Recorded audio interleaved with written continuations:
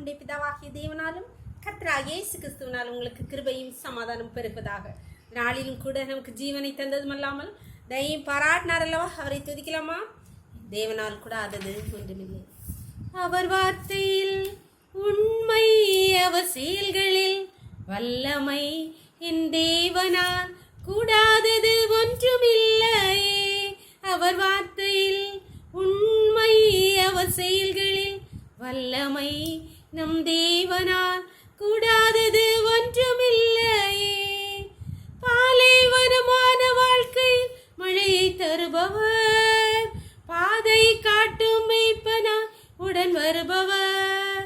அவர் வார்த்தையில் உண்மை, அவர் செயல்களில் வல்லமை, நம் தேவனா கூடாதது ஒன்றுமில்லையே. நம் தேவனா கூடாதது ஒன்றுமில்லையே. அவர் வார்த்தையில் உண்மை, அவர் செயல்களில் வல்லமை, நம் தேவனால் கூடாதது ஒன்றுமில்லையே. ஒரு வேத பகுதி வாசிக்கலாமா? 2 நாளாகமும் 16ஆம் அதிகாரம் வசனங்கள் 7 முதல் 9 வரை. அக்காலத்திலே ஞான திருஷ்டிக்காரனாகிய அனானி யூதாவின் ராஜாவாகிய ஆசாவிடத்தில் வந்து அவனை நோக்கி, நீர் உம்முடைய தேவனாகிய கர்த்தரை சார்ந்து கொள்ளாமல் சீரியாவின் ராஜாவை சார்ந்து கொண்டபடியால் சீரியா ராஜாவின் இராணுவம் உமது கைக்கு தப்பி போயிற்று. மிகவும் ஏராளமான ரதங்களும் குதிரை வீரரும் உள்ள எத்தியோப்பியரும் லூபியரும் மகாசேனையாய் இருந்தார்கள் அல்லவா? நீர் கர்த்தரை சார்ந்து கொண்ட போதோவினில் அவர்களை உமது கையில் ஒப்புக்கொடுத்தாரே. தம்மை பற்றி உத்தம இருதயத்தோடு இருக்கிறவர்களுக்கு தம்முடைய வல்லமை விளங்கப்படும்படி கர்த்தருடைய கண்கள் பூமி எங்கு உலாவிக் கொண்டிருக்கிறது. இந்த விஷயத்தில் மதியுள்ளவராயிர இருந்தீர். ஆகையால் இது முதற்கொண்டு உமக்கு யுத்தங்கள் நேரிடும் என்றார். அன்பான தேவனுடைய பிள்ளைகளே, ராஜாவாகிய ஆசாக்கு விரோதமாக எத்தியோப்பியன் 10 லட்சம் வீரர்களோடு வந்தபோது அவன் கர்த்தருடைய ஆலயத்திலே போய், அப்பா எனக்கு பலன் இல்லை, நாங்கள் உண்மை சார்ந்து வந்தோம் என்று சொன்னபோது கர்த்தர் அந்த எத்தியோப்பியரை அவன் கைக்கு முறியடித்தார். ஆனால் இப்பொழுதோ இஸ்ரவேலின் ராஜாவாகிய பாசா அவனுக்கு விரோதமாய் வந்தபோது இவன் கர்த்தரிடத்தில் போய் விண்ணப்பம் பண்ணாமல் கர்த்தரை சார்ந்து கொள்ளாமல் யாரிடத்தில் சீரியாவின் ராஜாவாகிய பெனாதாத்துக்கு சம்பளம் கொடுத்து கூலி கொடுத்து அவனை சண்டைக்கு தனக்கு ஆதரவாக மனிதரை நம்பி போகிறான்.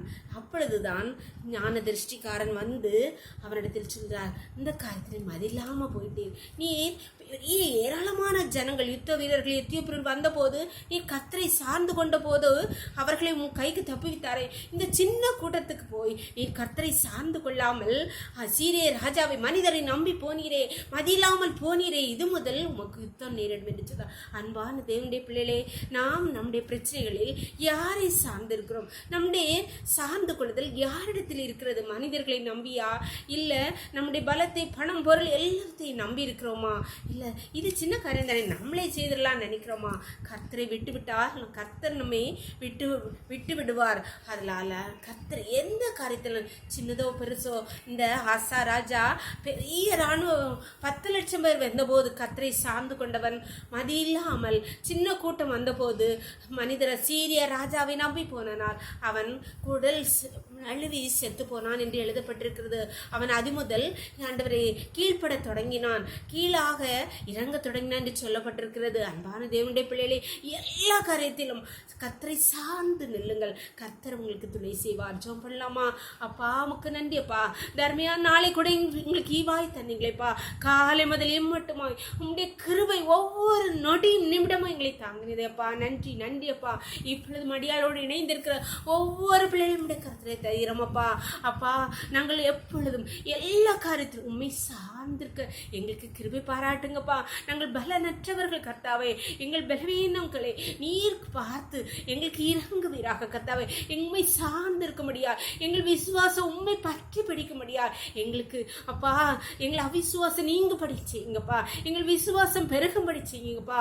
இப்பொழுதும் உண்மை சார்ந்து நிற்கிற ஒவ்வொரு பிள்ளைகளுக்கும் கர்த்தாவே நீர் துணை செய்யுங்கப்பா. நீர் அவர்களுக்கு ஆதரவா நின்றுங்கப்பா. நீர் சர்வ வல்லமையுள்ள தேவன் என்பதை ஒவ்வொருடைய வாழ்க்கையிலும் விளங்க பண்ணுங்க. அற்புதத்தை நடப்பீங்க. உங்களுடைய கருத்திலே தாழ்த்தி தருகிறோம். இந்த ரோக்களை மூடி மறைச்சுக்கோங்க. சகல துதியும் கனமும் வல்லமை பலன் ஞானம் எங்கள் தேவாதி தேவன் ஒருவருக்கே செலுத்துகிறோம். இயேசுவின் மூல ஜெபங்கள் நல்ல தந்தையே. ஆமென். ஆமென்.